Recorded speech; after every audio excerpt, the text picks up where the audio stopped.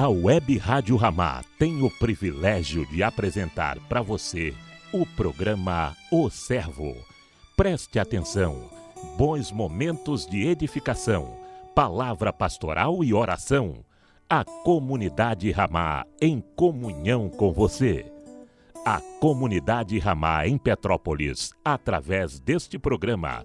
Abra o coração, preste atenção. Deus vai falar com você.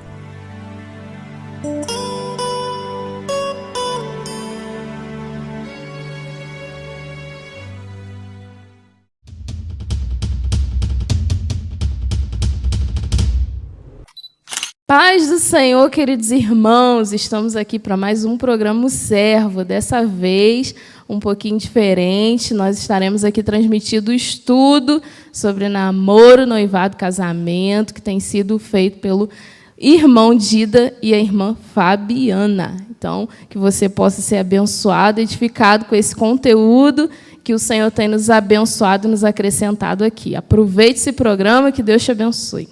A paz do Senhor, estudo sobre a conduta cristã.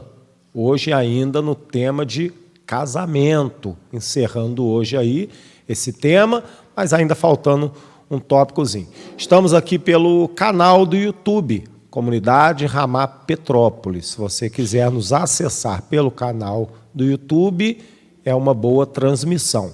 E também você pode dar um like, pode compartilhar com alguém, para que esse alguém tenha acesso também a esse conteúdo, que é um conteúdo muito importante para a vida cristã. E se você compartilha, você pode abençoar, de repente, uma família, de repente, uma pessoa, de repente, um casal, e até alguém que não se casou ainda, um jovem que está decidindo por casar, você pode abençoá-lo e impedir que ele faça, de qualquer maneira, aquilo que deve ser feito com muito cuidado. Estamos aqui, eu, seu irmão Dida, da comunidade Ramá de Petrópolis, com a minha esposa, irmã Fabiana. Boa noite, paz do Senhor. Mais uma noite aqui, podendo falar de família, e é algo maravilhoso, né? Viver em família é algo bom. E hoje, Petrópolis, um friozinho com uma chuva, mas estamos aqui na presença do Senhor. Porque é bom falar de família, esquenta, né?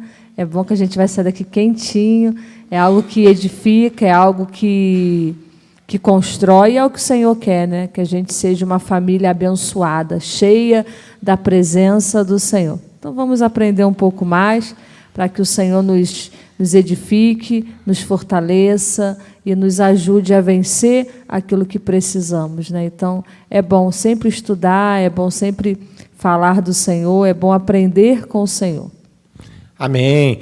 Nós falamos um pouco lá sobre procurar agradar o outro, não ser egoísta, sacrificar os seus gostos, e depois falamos também sobre divórcio, o casamento não deve ser violado, conceder liberdade e privacidade ao cônjuge. E hoje eu quero pegar o finalzinho aqui do perdoe ao outro. Quero falar um pouquinho sobre isso também, mas quando você estiver em falta, ou em pecado, né, que a falta é um pecado, confesse. Mas o que fazer quando a falta é do seu companheiro?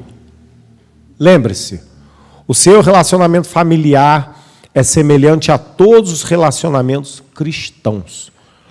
O amor perdoa. Quando seu cônjuge erra, aprenda a perdoar, ao invés de querer investigar. Aprenda a perdoar. O amor perdoa. Então, logo, o pecado é perdoado, ele é esquecido. O amor não se comportará como Pedro fez em Mateus 18, contando cada pecado e limitando a medida de perdão. O verdadeiro perdão não leva em conta o tempo. Assim que o pecado é perdoado, ele é esquecido. Então, perdoar é esquecer. Talvez ele ainda fique na sua mente, porque a mente é uma máquina registradora difícil de se apagar. Mas ele não dói mais. A lembrança não dói mais. A lembrança vai haver. Raramente alguém consegue apagar da memória algum fato. Principalmente se for um fato que foi muito notável. Dificilmente a gente apaga da memória. Porém, não dói mais quando você perdoa. Para uma família ser bem-sucedida, é preciso haver perdão. E aí tem um tópico aqui, 12, procure ajuda na igreja. Quando uma família está tendo problemas, é melhor resolvê-los em casa. É preciso que haja confissão e perdão.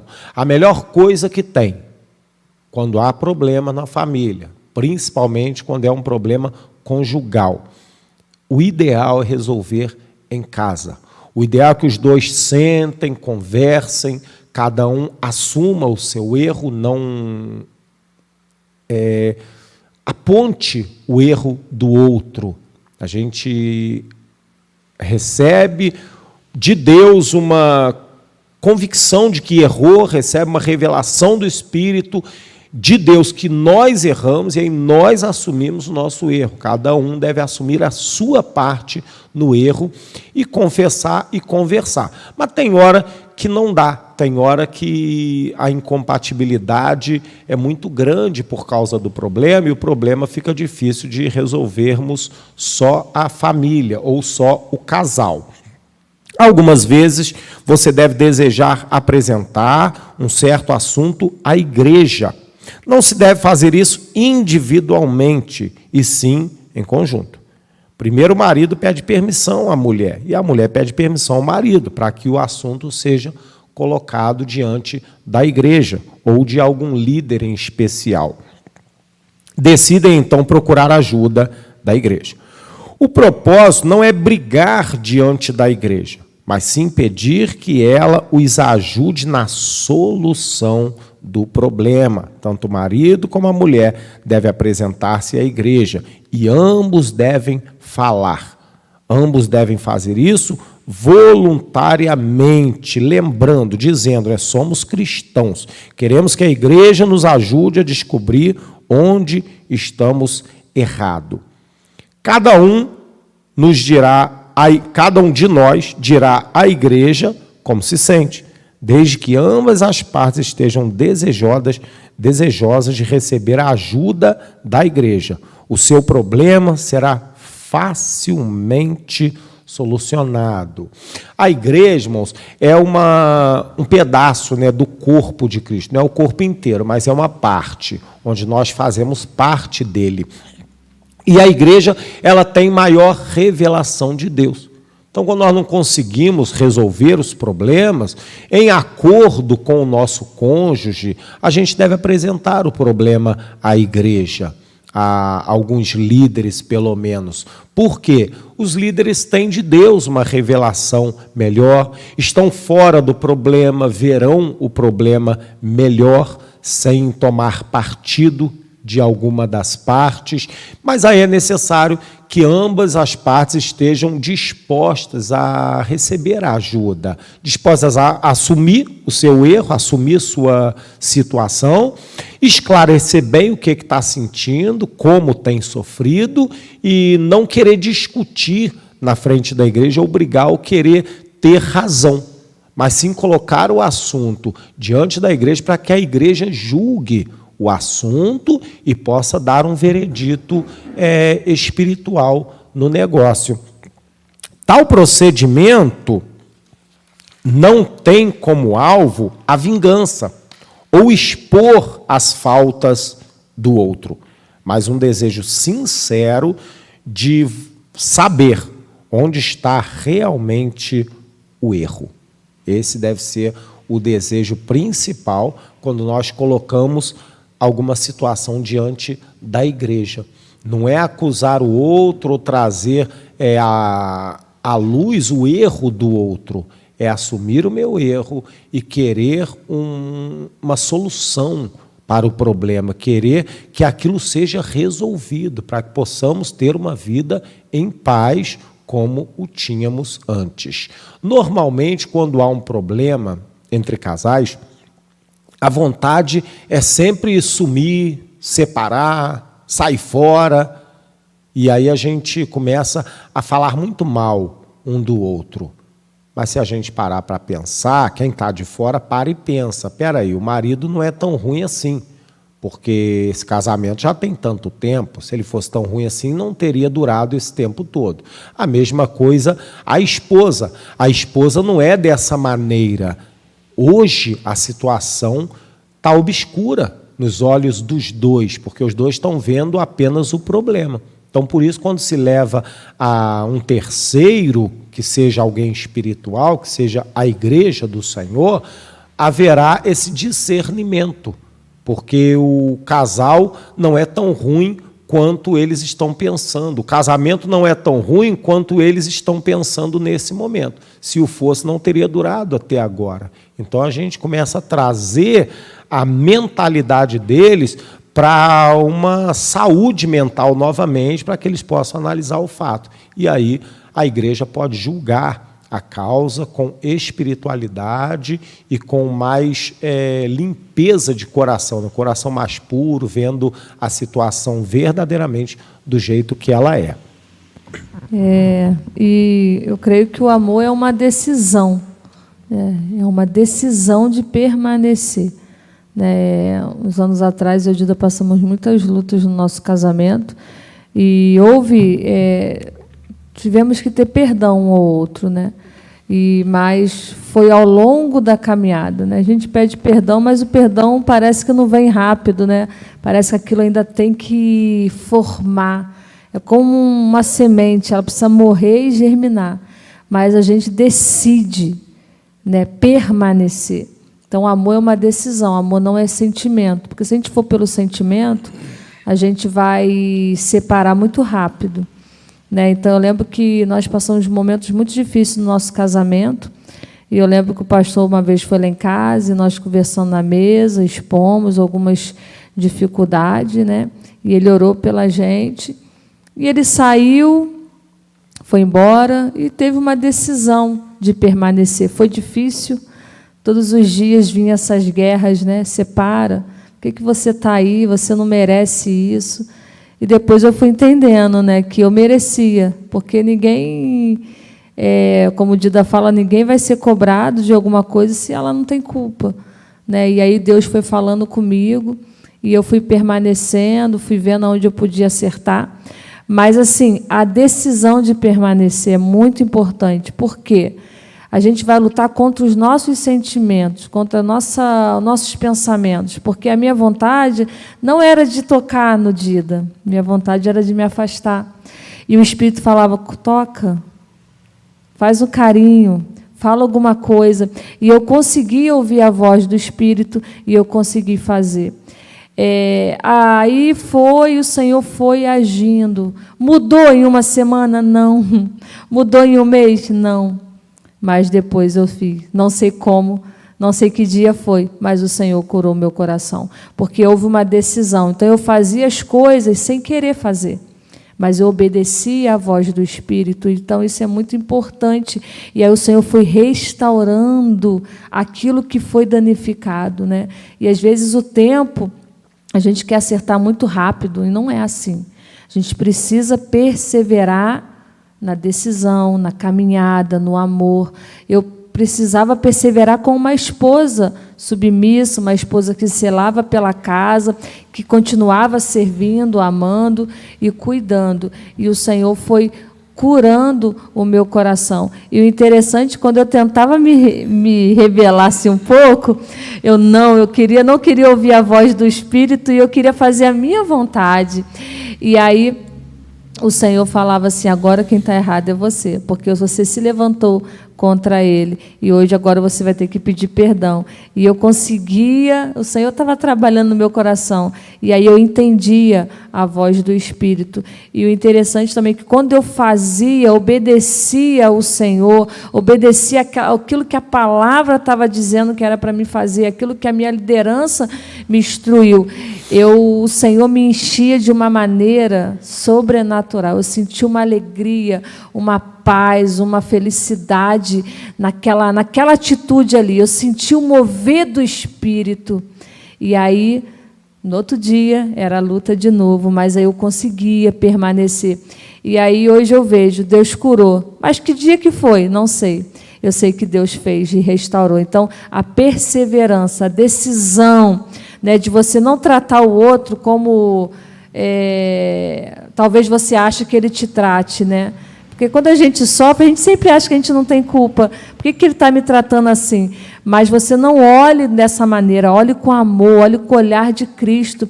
E aí o Senhor foi restaurando a minha vida, né? E restaurando o meu casamento, a vida do Dida. E o Senhor foi nos formando, nos encaixando, mas há uma decisão. E, às vezes, o tempo é o nosso maior adversário, porque a gente quer tudo para hoje, e não é assim. Né? A gente precisa perseverar até obter a vitória. Né? E o Senhor nos deu essa vitória. Né? Hoje só fica lembranças, como o Dida falou. Né? Lembranças. É como uma cicatriz, né? Mas não te dói mais. Né? Aquilo está fechado. Né? Então, a gente precisa entender isso, o processo do Senhor. E aí o Senhor vai trabalhando nele, vai trabalhando em mim e vai ajustando. Né? Então, a gente precisa entender isso. Né? E nunca criticar. Quando eu tentava criticar, o Espírito falava comigo, você está errada.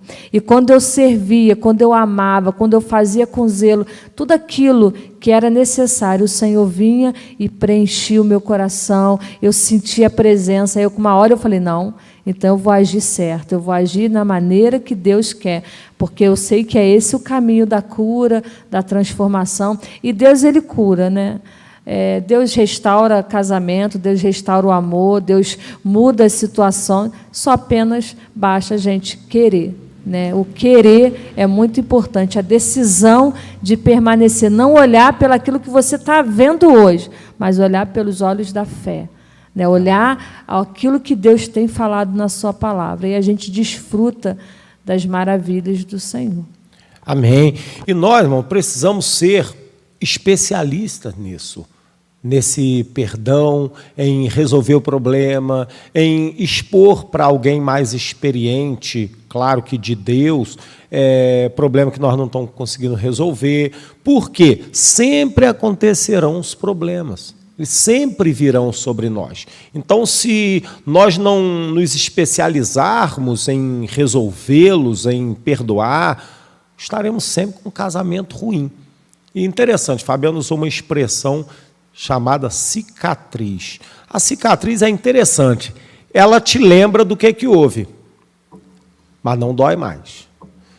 E, por um lado, você olha uma cicatriz, o que você pensa quando você olha uma cicatriz? Qual a sua mente, ela trabalha de que forma? Quando você olha uma cicatriz de um acidente que foi ruim, você quase morreu, você fica o quê? Feliz. Rapaz, esse eu passei. Quase morri, mas não morri. Ficou aqui a marca, até hoje eu tenho a marca aqui no meu braço, ou na minha perna, ou no meu peito, de uma cirurgia, né, que a pessoa fez. Rapaz, cirurgia, eu quase vim a óbito nessa cirurgia. Está aqui no meu peito cortado, mas graças a Deus, estou bem hoje, estou com saúde, estou vivendo, já faz mais de 10 anos essa cicatriz está aqui. Então, te dá alegria, porque você venceu aquela fase que era ruim, que parecia que ia te matar. Então, a gente precisa compreender isso. As cicatrizes são boas para que sirvam de testemunho de que tudo tem solução, de que tudo pode ser resolvido e de que o sorriso pode brotar no seu rosto novamente depois de um período de choro e de angústia.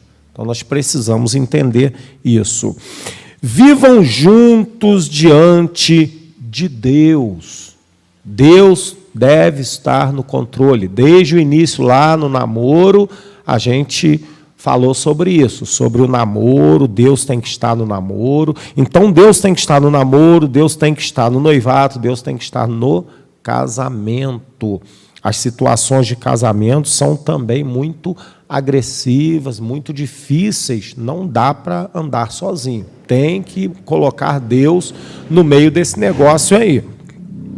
Para que os problemas sejam resolvidos, a fim de viverem juntos alegremente, é necessário que o casal tenha uma vida positiva diante de Deus.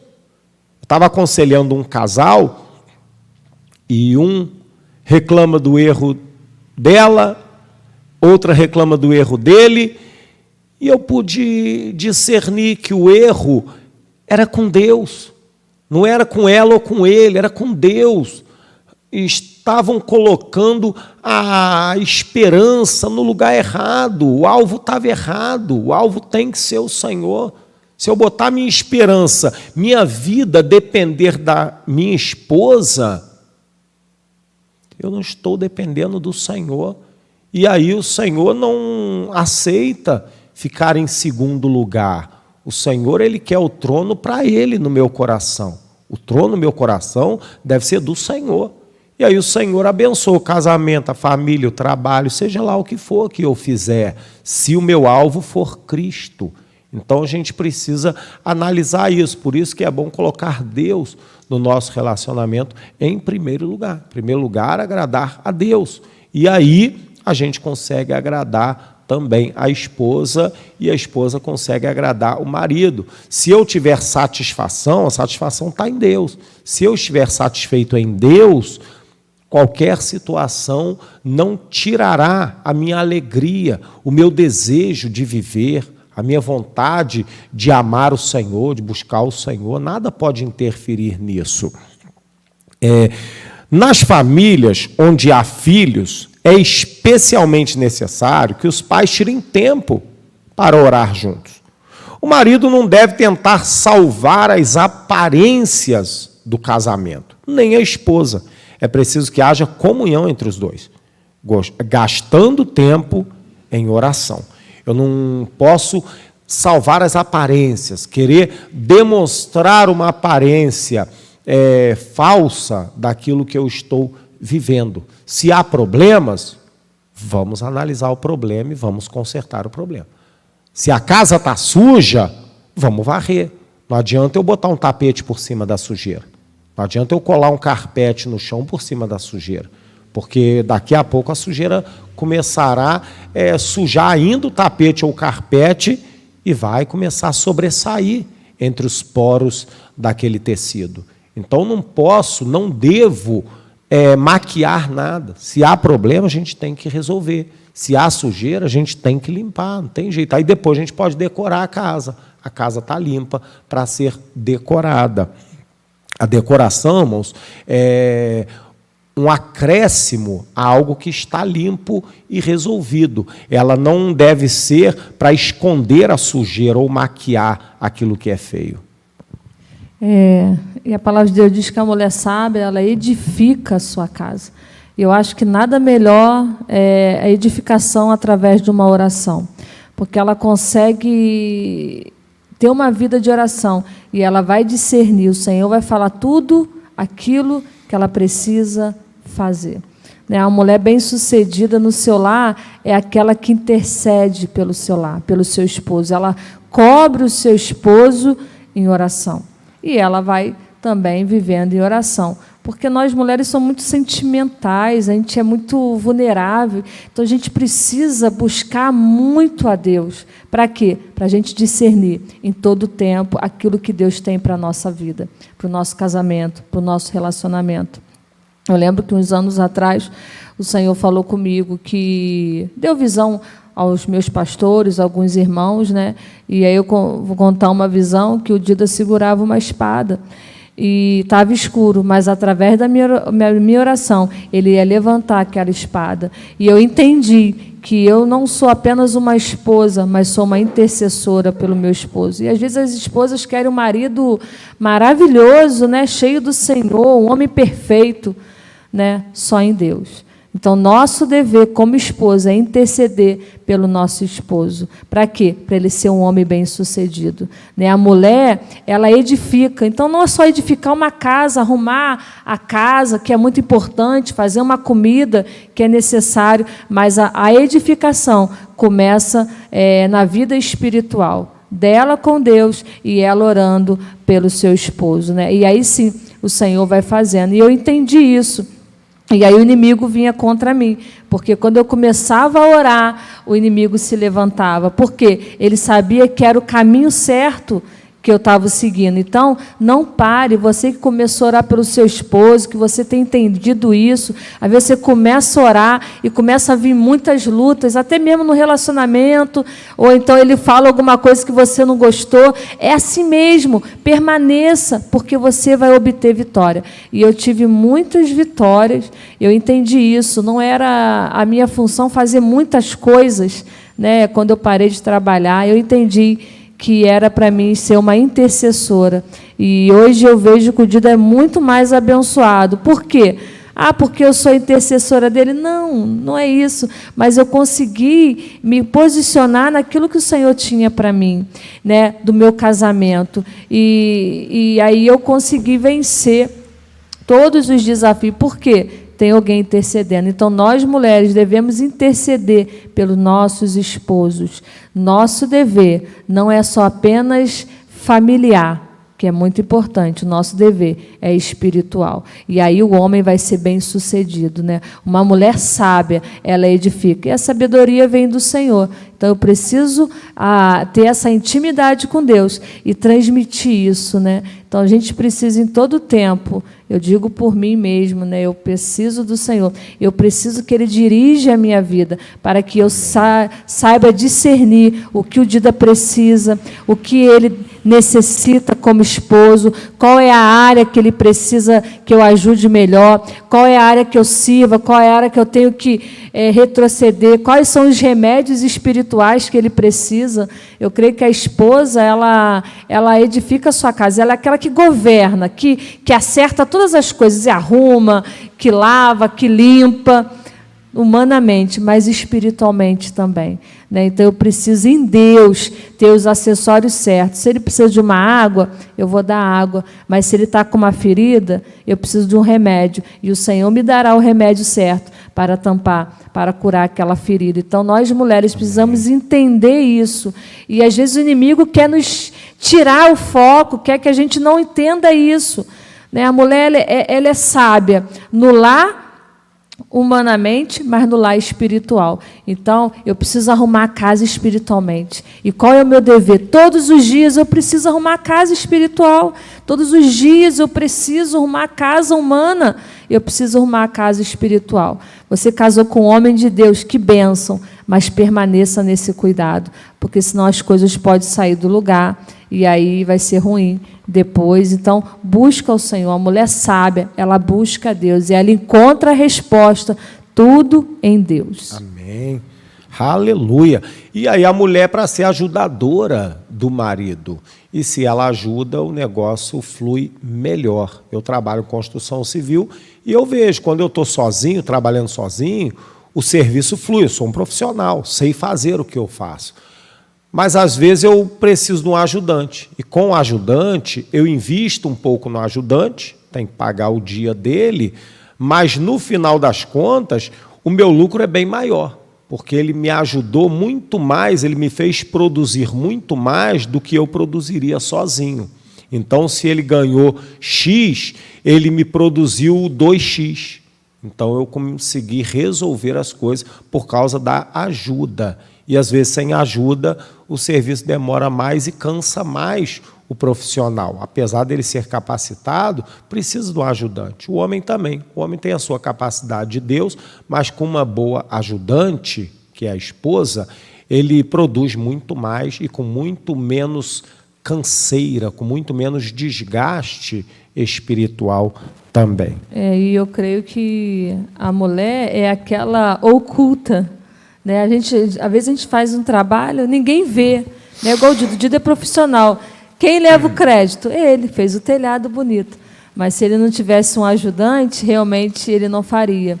Então eu vejo a esposa assim, a esposa é uma auxiliar, uma ajudadora, como o Senhor fala, mas ela é uma potência, né? E aí a gente não precisa ser notada, né? A mulher, ela quer ser muito notada, né? Porque às vezes o marido tem um cargo mais elevado, né? E às vezes as pessoas não notam a esposa, ou vai muito para o marido, que às vezes é o líder, e pede oração, quer compartilhar. Não, você está fazendo o seu papel muito bem. Se eles estão reconhecendo o seu esposo como líder, se eles estão vendo Deus na vida do seu esposo, o trabalho é seu. e o Senhor vai te recompensar. Amém. Né? Então, a gente precisa entender isso. Às vezes, o homem se destaca, como Deus falou comigo. Nessa visão, né, o Senhor falava assim, olha, você vai orar e a espada vai levantar e vai resplandecer, mas você vai ficar lá no oculto, no interior. Então, eu creio que o meu galardão vem do Senhor. Né? E as pessoas vão vendo que o casamento está bom através do esposo feliz. Né? Como a gente sabe que o casamento é abençoado? Quando os dois são felizes, né? Quando o esposo está muito feliz, porque a autoridade máxima é ele. Então, se a felicidade está sobre ele, está sobre a família, porque ele abençoa a família. Né? Então, às vezes a gente quer ser destacado, o mundo quer nos botar muito destacada, que a mulher é poderosa. Sim, eu sou poderosa no oculto. Eu sou poderosa dentro da minha casa. Eu sou poderosa naquilo que Deus tem para mim. E quem vai se destacar? O meu esposo. E aí eu vou ser abençoada. A gente vai vendo na Bíblia, Davi se destacou. Quantos homens se destacaram? Por quê? Abraão, né? E a gente vai ver nesses homens. Porque tinha uma Sara submissa, uma mulher idônea, uma mulher que somava com ele, uma mulher que confiava e obedecia a ele. Ele foi muito abençoado, mas ele tinha uma Sara. E às vezes os homens não são abençoados por inteiro, porque não são um com a sua esposa, ou a sua esposa não é um com ele, porque um reino dividido não vai avante. Então, fique aonde Deus te colocou. Deixa que Deus que te abençoe, deixa que Deus que vai te recompensar naquele grande dia. Né? As coisas humanas são muito passageiras. Né? Esse dia um irmão falou assim, o casamento de vocês está muito bênção, porque o Dida está rindo, está muito feliz. Então, eles veem, às vezes, através do olhar do homem, do posicionamento do homem, que o casamento está abençoado. E se um homem vê, imagina Deus. Então, queira o seu galardão do Senhor, não queira humanamente. Né? E, às vezes, o homem é mais destacado, porque ele é o cabeça, ele é o líder. E é para ser mesmo, glória a Deus por isso, né? Porque o homem é mais destacado do que nós. Imagina as mulheres for mais destacadas, tem uma coisa fora. Porque se o homem é o cabeça, o homem que Deus deu autoridade ao homem, o homem não consegue exercer essa autoridade, está ruim para o homem. Né? Então, fique feliz quando teu marido for o cabeça e as pessoas destacarem ele, porque você está no caminho certo. Amém. E aí esse viver junto diante de Deus inclui também um culto doméstico. O culto doméstico é de grande importância, levando-se em conta que em cada lar deve-se levantar um altar para a adoração a Deus. Você precisa ter esse momento de culto a Deus na sua casa, com sua esposa, seus filhos. Isso é bom. Leem a Bíblia junto, cantar louvores junto, orarem juntos. Isso fortalece e abre as portas da casa para Deus, abre as portas da família para que Deus entre, tenha mais liberdade dentro da sua casa, com a sua família também. Uma boa igreja, ela tem como base boas famílias. Estas várias condições foram mencionadas para que os irmãos e irmãs possam aprender a conviver em sua vida familiar. Que você não seja descuidado ou insensato. Lembre-se, a menos que a pessoa vive em harmonia com seu cônjuge, ela não pode ter uma boa fraternidade com os irmãos da igreja sem hipocrisia. Como pode alguém discutir e tratar mal o seu parceiro no lar e cantar aleluia com os irmãos? A pessoa que tem uma boa vida familiar vai repeti-la com certeza com os irmãos. Uma boa igreja está alicerçada em boas famílias. Se os casais estiverem em harmonia entre si, a igreja terá poucos problemas. Isso é interessante. Se um homem, né, não está tratando bem a sua esposa em casa, os seus filhos, como que ele tratará bem os irmãos? Será um falso tratamento. Não há como, se o camarada ele não ama a sua esposa, ele não ama a si mesmo, como que ele vai amar os irmãos? Jesus falou para que nós amemos o nosso próximo como a nós mesmos. Então, se eu não amo a mim, eu vou amar o próximo como eu amo a mim? Não vai ter o amor necessário nisso aí. Então, se as famílias estiverem bem estruturadas, a igreja será bem estruturada, porque o marido está bem com a mulher está bem com o marido. Quando chegarem dentro do ambiente de uma reunião de culto a Deus ou de célula, seja lá qualquer reunião que tiver com os irmãos, a pessoa estará feliz e o coração alegre formoseia o rosto. A alegria, ela contagia o que está do seu lado. E aí você terá boas palavras, porque a boca fala do que está cheio o coração. Então, o coração cheio de amargura, o que a boca vai transmitir para os outros? O coração cheio de alegria, o que a boca transmitirá para as pessoas? Então, nós precisamos ajustar-nos até mesmo por amor à igreja do Senhor, para que a igreja tenha uma base mais bem alicerçada, mais bem firmada, que depende de cada família, porque a igreja é dividida em células. Cada família é uma célula, é a menor parte do corpo. Se as células do meu corpo estiverem morrendo, não se reproduzindo mais, o meu corpo está morrendo. Eu posso estar grandão, bonitão, fortão, mas se as células estão corrompidas, daqui a pouco vai se manifestar no meu corpo. O meu corpo está corrompido. Pode ser que não veja ainda, não se manifestou ainda visivelmente. Mas a célula é a menor parte do corpo humano.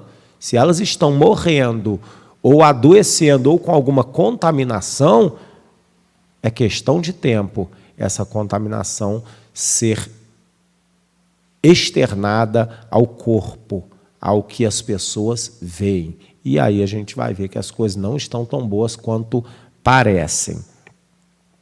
Se for casado com uma pessoa não salva, com incrédulo, eis um problema. Suponhamos que um irmão já seja casado com uma esposa incrédula, ou uma irmã já seja casada com um irmão incrédulo. O que ele ou ela deve fazer nessa situação? A Bíblia diz o seguinte, 1 Coríntios 7, do 12 ao 15. Eu quero ler esse texto com você. 1 Coríntios 7, 12 até o 15. Aos mais, digo eu, não o Senhor. Se algum irmão tem mulher incrédula e esta consente em morar com ele, não a abandone. E a mulher que tem marido incrédulo e este consente em viver com ela, não deixe o marido. Porque o marido incrédulo é santificado no convívio da esposa. E a esposa incrédula é santificada no convívio do marido crente. Se não fosse assim, os vossos filhos seriam impuros, porém agora são santos. Mas se o descrente quiser apartar-se, que se aparte. Em tais casos, não fica sujeito à servidão, nem o irmão, nem a irmã. Deus vos tem chamado à paz. Interessante essa passagem de Paulo aos Coríntios. Se o marido tem mulher incrédula e ela quer ficar com ele, não a abandone. E se a mulher tem um marido incrédulo que quer ficar com ela, não o deixe. Agora, se ele quiser ir embora ou ela quiser ir embora, amém. Não segure, não. Deixe que vá. Agora, interessante, irmãos, nós vemos isso muito diferente na prática. Às vezes, um casal se converte ao Senhor, um dos dois cônjuges apenas, quando isso acontece, a gente vê que o convertido é que quer abandonar o incrédulo.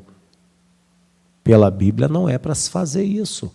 Isso é estranho e aos meus olhos soa mal, porque o casal está lá no mundão. A mulher faz um monte de besteira, porque não anda reta diante de Deus, e o homem, marido, faz um monte de besteira. Os dois estão casados, juntados lá há 10 anos, entre troncos e barrancos, entre tapas e beijos. Estão lá. E aí um dos dois se converte, o convertido não suporta mais o erro do outro e quer abandoná-lo, quando a Bíblia diz que não é para abandonar. Isso é estranho. Então, se algum do cônjuge se converteu, ele deve tentar, com todas as suas forças, unir cada vez mais, até que ele consiga atrair o outro para a presença de Deus. Mas não, ele quer desfazer a família. A família que já está com problema há mais de 5 anos, porque viviam os dois aí, cada um fazendo suas bobagens, mas não se largavam. Aí um se converte, esse convertido vai abandonar a esposa ou o marido. É algo assim, meio que incoerente diante desse texto. Então, a gente precisa sempre ficar com a Bíblia. A Bíblia é a palavra de Deus. O caminho de Deus é perfeito, a palavra do Senhor é poder, é arma e escudo para todos que nele confiam. Então, aqui tem tudo que eu preciso para guerrear as minhas guerras. E tem todas as instruções que eu preciso para viver uma vida agradável a Deus.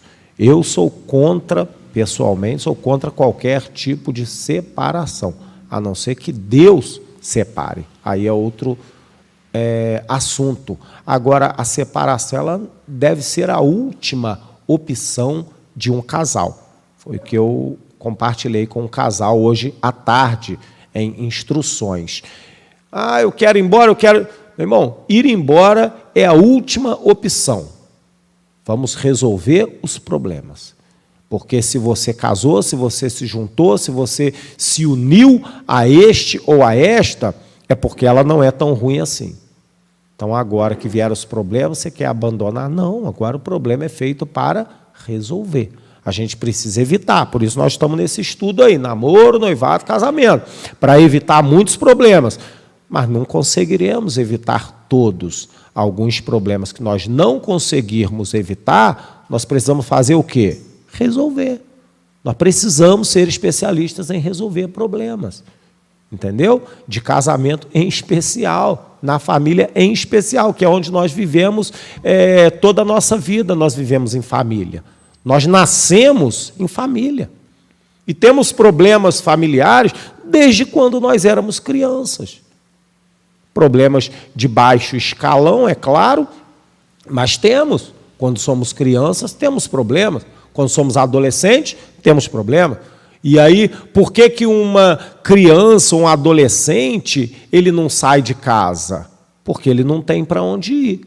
Ele não tem sustento, ele depende do pai e da mãe. Então, o que ele faz? Ele engole seco, tenta resolver o problema, se humilha e permanece ali. Então, isso já é para ensinar o adolescente, a criança, o jovem, para quando ele estiver adulto, ele não abandone a família de qualquer maneira. Porque ele aprendeu lá atrás ele não podia abandonar, porque ele não tinha sustento. Hoje ele tem, ele vai abandonar? Não, ele já foi trabalhado lá atrás para não abandonar, para suportar. E aí o irmão falando que não estava mais aguentando a esposa, e eu falei com ele, aguenta sim, você é forte. É forte. Só não aguenta se você decidir não aguentar, meu irmão, minha irmã. É você que decide. Eu estava conversando com um casal semana passada, e eu falando com a esposa, ninguém pode tirar a minha alegria. O outro pode me dar motivo de tristeza. Agora, me entristecer só depende de mim. Eu me entristeço. Não são as pessoas que me entristecem. Eu é que decido se eu me entristeço ou se eu me alegro. Eu tenho motivos de alegria e motivos de tristeza. Eu que decido a qual motivo eu me apegarei hoje. Se eu me apegar aos motivos de tristeza, ficarei triste. Se eu me apegar aos motivos de alegria, ficarei alegre, independente das circunstâncias que estão ao meu redor. Ninguém pode me entristecer ou me alegrar. Eu me entristeço e eu me alegro. Depende da minha decisão. E quando a pessoa ela decide, né, assim, ficar, né, entender isso, né, bom, ele é para mim, Ele quer ficar comigo. A Bíblia fala, né, que você vai santificar ele, você vai abençoar ele. Né? Então, você com o Senhor vai abençoar o seu esposo, ou esposo, a esposa. E teve alguns irmãos que permaneceram nessa jornada e foram muito abençoados. Os esposos se converteram, as esposas se converteram, e a gente viu a glória do Senhor reinando ali. Né? Então, é isso, né? Essa permanência, essa decisão. Né? E eu fico triste, realmente, quando a pessoa quer se separar. Né? E, às vezes, como diz, eu vivi uma vida destruidora. Agora, conhece o Senhor, tem a verdade, mas não quer permanecer naquilo. Né? E eu estava conversando hoje, essa semana, com a minha irmã, e ela falando que tem uma moça lá no trabalho dela, sogra da patroa dela, e ela não tinha o esposo evangélico, e ela sempre ia para a igreja, e ela deixava o lugar reservado. E as pessoas iam sentar, não senta aqui não, que é do meu esposo. Meu esposo vai sentar aqui, do meu lado. E isso ficou alguns anos, ela orando. Um dia, ele sentou do lado dela na igreja. Aleluia. A vitória dela veio. Amém. Então, é isso. E hoje é mais ativo que ela na igreja, está interagindo, vai para a igreja, quer estar assim, aliançado naquele corpo de Cristo.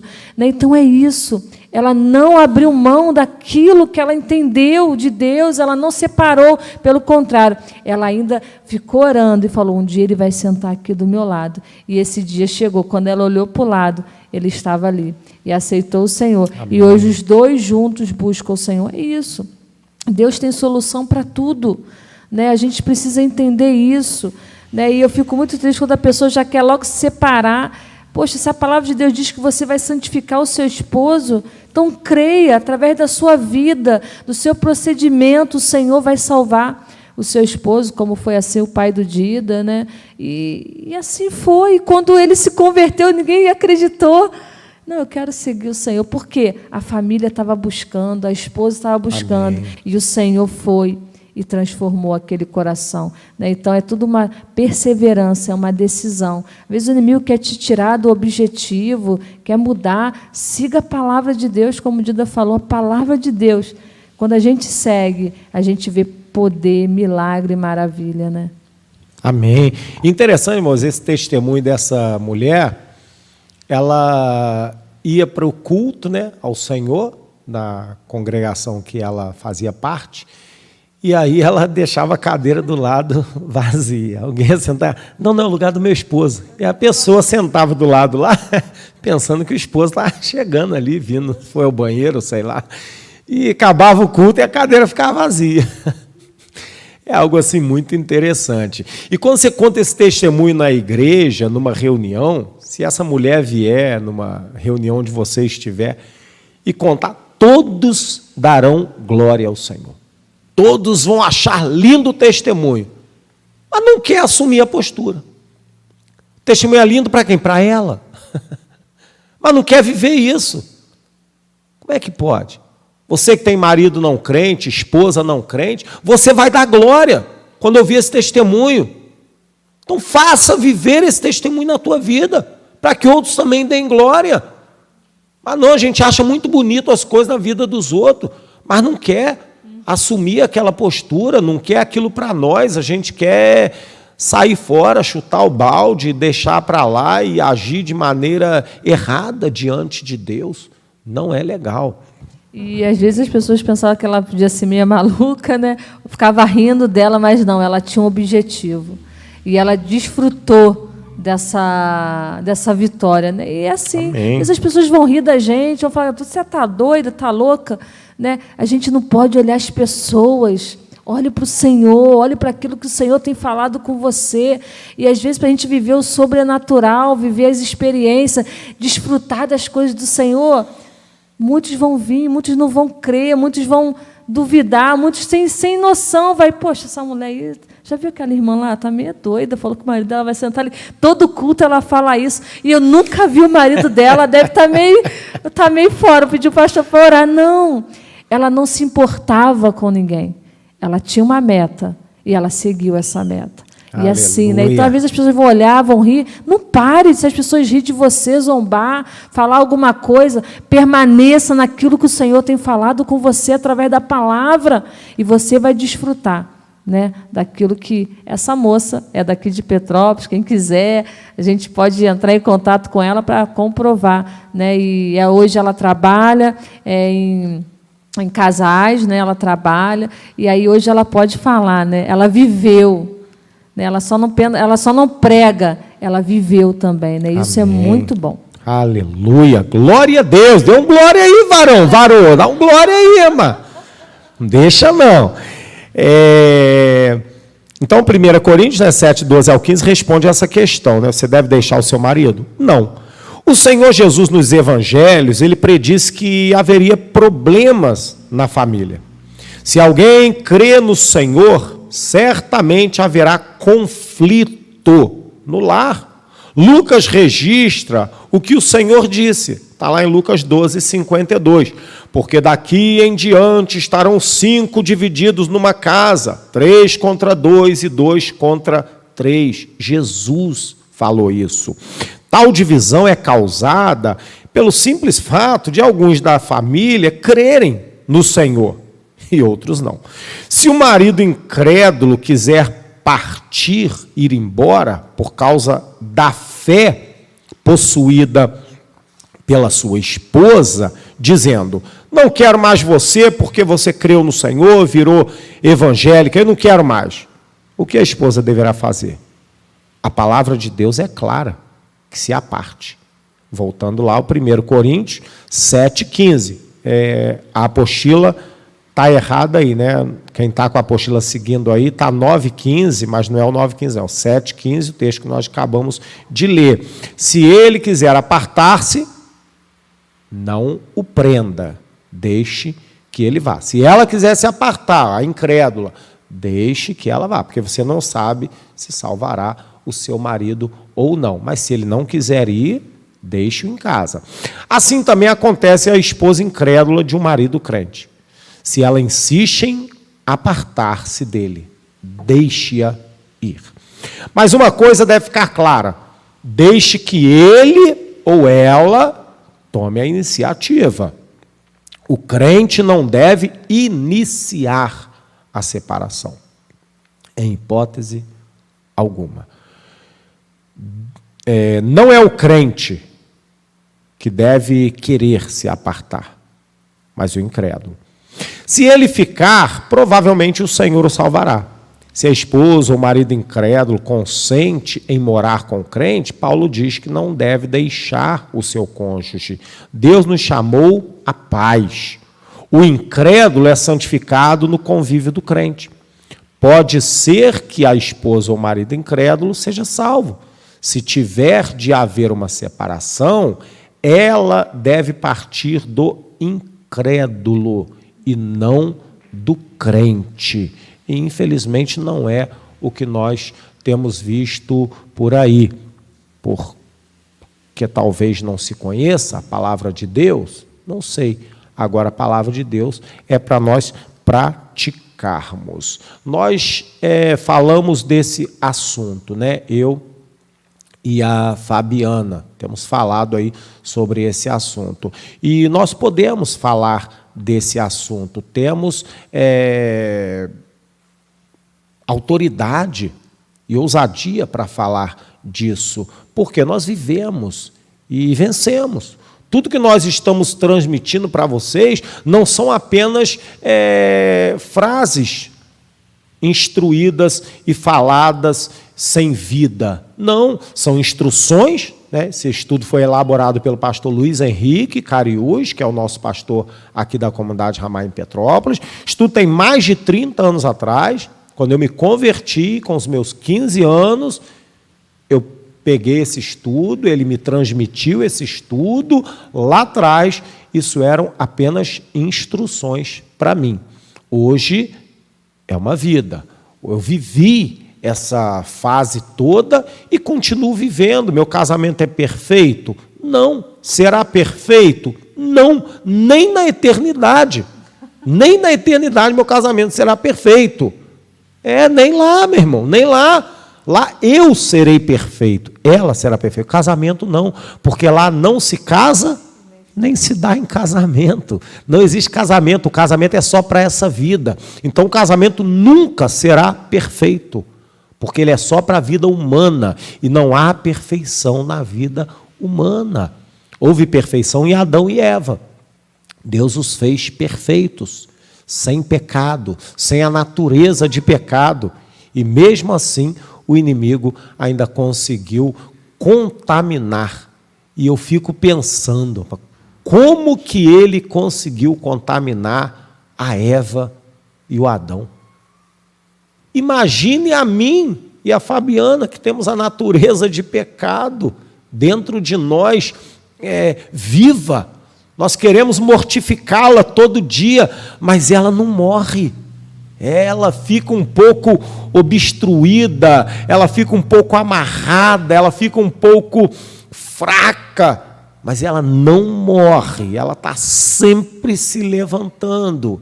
E um pouquinho que a gente dá uma bobeirinha, ela levanta com uma força, é igual um mato num terreno onde há uma horta.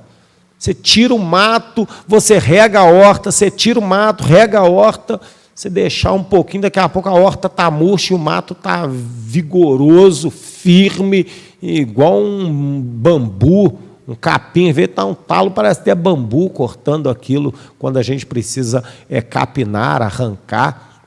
Então é assim, as coisas são assim, sempre haverá problemas e dificuldades. Por isso nós precisamos ser um especialista em resolver os problemas. Amém? Alguma pergunta aí? Nosso irmão Wagner está ali na técnica. Oi? O pessoal está meio tímido hoje? Ou está muito frio por aí? Porque aqui em Petrópolis está chovendo. Está muito frio não, mas está chovendo. Cabo Frio está chovendo, Caxias estava chovendo, não sei onde você está. Parece que essa chuva está no estado do Rio todo, né? Amém. Então, irmãos, vamos partir para o nosso próximo e último assunto dessa apostila. Um assunto interessante, polêmico, complicado de se falar, vergonhoso de se ouvir, que é o sexo. Sexo é um assunto que deve ser tratado com muito carinho, com muita delicadeza, com muita seriedade e também com muita espiritualidade.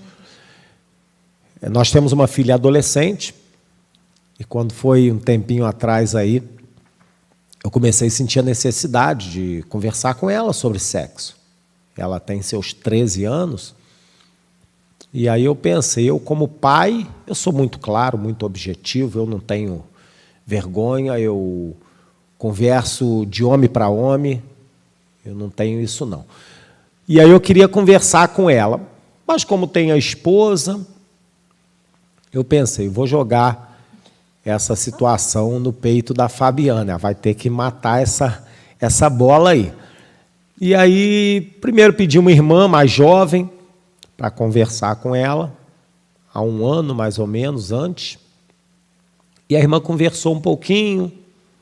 Eu queria que a irmã fosse mais específica, mas não foi. Mas conversou um pouquinho, abriu ali a porta, né? Pisou o limiar. Eu falei, não, tem que entrar dentro desse cômodo aí, tem que entrar nessa casa, não tem jeito. E aí pedi a Fabiana para conversar com a nossa filha sobre o sexo. Tem que conversar, explicar a ela o que é o sexo, como é o sexo, como ele funciona, para que serve. E eu não sei qual foi o teor claro da conversa, mas foi bem objetivo. E aí ela achou que era desnecessário, tadinha. Ela, mãe, é desnecessário a senhora falar isso comigo? Não, não é não, é necessário sim. Porque senão, irmãos, o mundo vai ensinar do jeito dele, do jeito errado. Nós podemos e devemos ensinar os nossos filhos de acordo com o que a palavra de Deus nos instrui. Agora, o filho também não pode ficar desprovido de informações nos dias de hoje. Nos meus dias, podia. Sou mais velho, a época era outra. Hoje não, hoje o filho adolescente ele precisa ser instruído pelos pais, porque ele será instruído de alguma maneira. E aí, se você quer um serviço bem feito, já diz o ditado, faça você mesmo. Então, nós conversamos com ela. Mas é um assunto assim chato, um assunto difícil de se ouvir. Tem pessoas que têm vergonha de falar sobre o assunto, até mesmo com os filhos, até mesmo entre marido e mulher. Tem marido que não conversa sobre o sexo com a própria esposa. Ele até faz o sexo, mas ele não conversa sobre o sexo. Quando devia ser um assunto assim, claro que não um assunto desprezível para se ficar falando toda hora, mas devia ser um assunto considerado comum e muito necessário de ser conversado numa família. O adolescente, a adolescente, eu não sei quem fica mais ativo nessa situação, se é o menino, se é a menina. Parece que é o menino, porque nosso filho de 5 anos já tem umas atividades muito agressivas nesse aspecto, e ele fica perguntando as coisas. Ele, esse dia, perguntou para que serve o pênis dele. Para que serve? E aí a mãe responde, para fazer xixi. Só para isso? Responde uma criança de 5 anos. Nem 5 ele tem, vai fazer. Então, eu não vou instruí-lo agora, é claro, não cabe, né, o assunto. Mas eu falei com ele, meu filho, serve para outras coisas que mais tarde você vai ficar sabendo. Mas, por enquanto, é só para isso. Se satisfaça em usar só para isso. E depois a gente vai vendo para que mais que serve. E a menina, ela também, às vezes, vem com algumas perguntas quando é criança, né? Por que a minha parte íntima é diferente da do meu irmão? Ué, ele não tem o que eu tenho. E aí, como que a mãe responde isso a uma criança? Você tem que responder. Você não deveria desconversar isso. Claro que você não vai expor para a criança como expõe para um adolescente ou para um adulto. Agora, você precisa dar uma resposta cabível àquela criança. Para quê? Para, no mínimo, aquela curiosidade ser saciada. Porque se você desconversa, aquela dúvida que ele tem não foi saciada, ele vai procurar a resposta em outra fonte. Não tem jeito. É como uma matéria de um colégio que você quer aprender. Se você foi no teu professor, o professor não conseguiu te explicar direito, você vai procurar outro. Às vezes o outro que nem é daquela matéria, você vai procurar outro, para que aquela dúvida seja sanada, seja saciada, seja resolvida no seu entendimento. Então, é um assunto que a gente precisa tratar. Com cada idade na sua devida medida, é claro, né? Agora devemos tratar. Desde que a curiosidade apareça, nós precisamos conversar sobre aquela curiosidade. E falar aqui também, e na minha época, quando era criança, as pessoas falavam que, na minha mente, sexo era sujo, sexo era algo ruim. E a gente vai vendo na palavra de Deus que Deus fez o sexo. E é para o casal ali, algo sublime na presença do Senhor, né? Então, a má informação ou a falta de informação levará o filho ou a filha a ter uma vida ruim quando casar sexualmente. Porque a mente aquilo é ruim, eu não posso fazer isso, eu não posso fazer aquilo. E acaba causando e danificando algo que é bom e belo que Deus criou. Então, a gente precisa realmente parar de omitir, né, falando a verdade, como o Dida falou, né, e não tendo essas dificuldades. Né? E minha mãe nunca falou nada sobre isso. E, às vezes, a gente vai para uma vida nova sem saber nada, e isso é muito ruim. Né, a gente deve, porque às vezes os nossos filhos vão ter uma vida ruim do casamento sexualmente por causa de nós, porque não ensinamos, não instruímos. Eu fui sem saber nada, e aí para mim foi algo muito violento, que eu não sabia nada e ninguém me explicou nada, eu fui sem base, eu não sabia o que era, né? Então, eu causei muitos danos para o meu casamento, até o Senhor vir me falar, me mostrar, me convencer. Aí, né? Então, a gente deve, sim, falar. E é muito importante. Hoje, se você não falar, o mundo vai falar, e vai falar de uma maneira terrível. Então, é melhor a gente falar da maneira do Senhor, né? E eu tive essa dificuldade no meu casamento, porque eu não sabia nada, né? E a gente precisa. Ele vai aprender sozinho. Não, não. Deus fala para a gente instruir nossos filhos no caminho que deve seguir. Amém. Então, é a nossa função.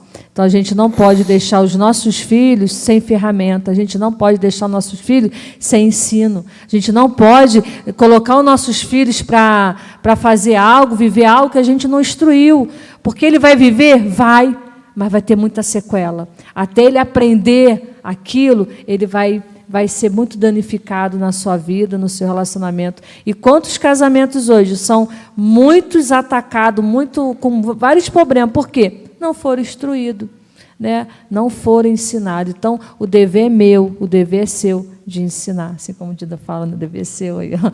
É de ensinar. A gente precisa. A gente tem vergonha de falar com o nosso filho a verdade, a gente tem vergonha de ensinar o nosso filho. Isso é loucura. Minha mãe nunca falou sobre eu ficar mocinha.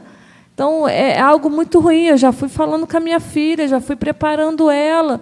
E a gente precisa. Os nossos filhos, às vezes, vivem coisas que os pais nunca falaram, né? E é muito ruim. Parece que eles estão perdidos e sem instrução. E eles se sentem violados. E, às vezes, vai ser violado o interior deles, assim como foi comigo. Foi violado o meu interior. E até eu acertar, né, meu bem? Demorou. É verdade. A sorte da Fabiana é que ela não sabia nada. Mas ela casou comigo que sabia tudo. Sabia tudo de forma errada. Eu também não aprendi com os meus pais. Eu aprendi de maneira errada. Eu sabia muita coisa, porém de maneira errada. De conteúdos que não são o padrão de vida, a regra da vida. E aí piorou, junta a fome com a vontade de comer. Aí chocou ele, 2 chocados até. Mas o negócio fica pior do que a encomenda. Então eu preciso instruir o meu filho, a minha filha, ainda que o outro, né? Minha filha vai escolher um noivo, um varão para ela casar.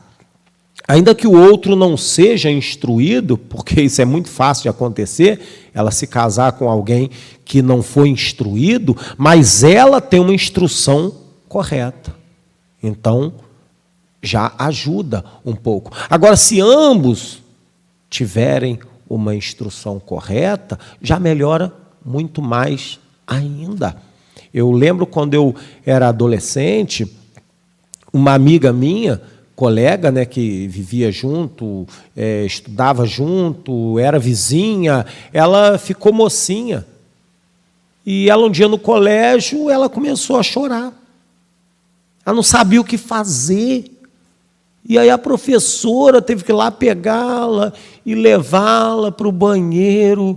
E aí ela ficou pior ainda, porque se sujou e aquilo se tornou público, porque todo mundo quis saber por que ela foi levada, por que ela estava chorando, então se tornou público. Algo desnecessário.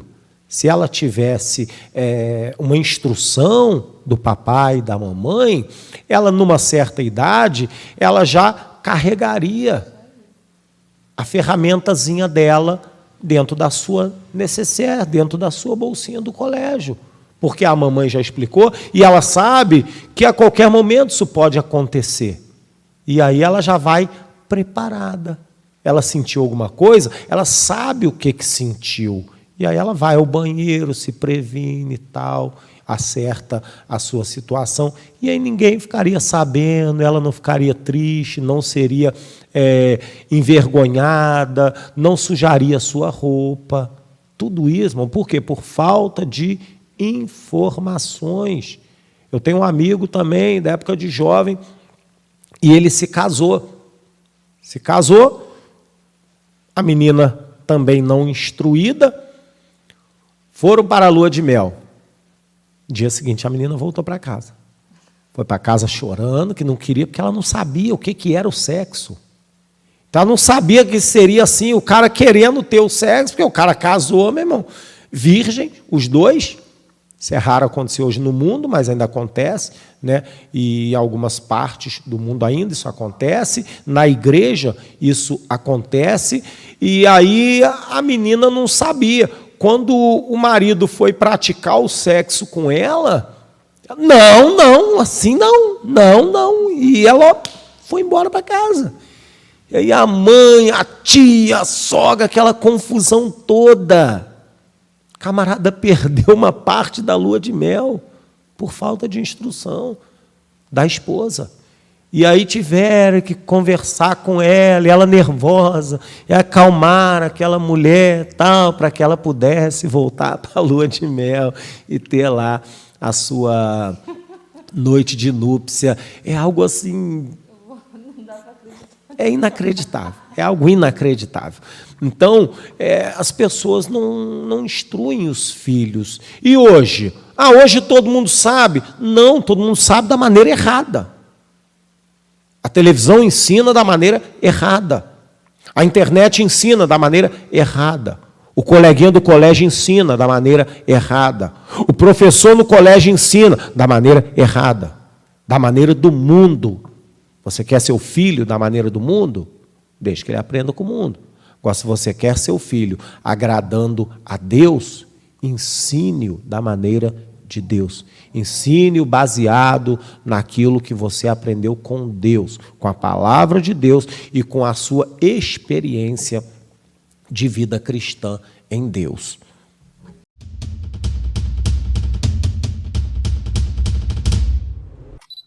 Que bênção, glória a Deus. Estamos sendo abençoados demais com esse estudo. Espero que Deus tenha falado muito ao seu coração, que você tenha retido cada conselho, cada exemplo, cada situação esclarecida aqui através desse estudo e que Deus te abençoe muito e até o próximo programa. Paz do Senhor.